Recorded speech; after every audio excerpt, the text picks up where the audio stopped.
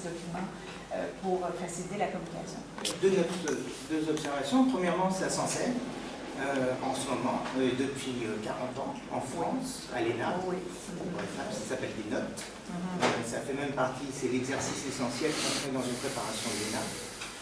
Deuxièmement, Oscar Wilde disait, excusez-moi de cette très longue lettre, je n'ai pas eu le temps de la faire courte.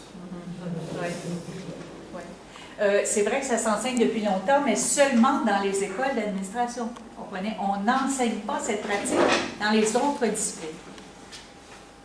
On enseigne à produire des écrits scientifiques, ce qui est fort bien. Je n'ai rien contre les écrits scientifiques, ils ont leur place.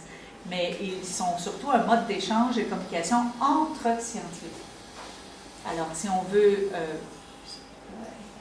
pas abattre, mais ouvrir ce mur du savoir, je pense qu'il faut que ça aille ailleurs que dans les écoles d'administration publique. Fort bien, si c'est fait systématiquement chez vous.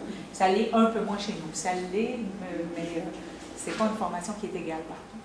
Alors, d'accord, dernière question, brève. Merci beaucoup, si je comprends bien l'académie. Juste une question sur d'où viennent ces rédacteurs, quelle est la formation qu'ils ont? C'est très variable. Alors, il y a le véritable expert du dossier à qui on demande de produire une note pour réagir à une situation, un problème, etc. Et il y a à côté de ça l'expert d'office. C'est vendredi, vous êtes là, donc c'est vous. Le ministre a demandé une note.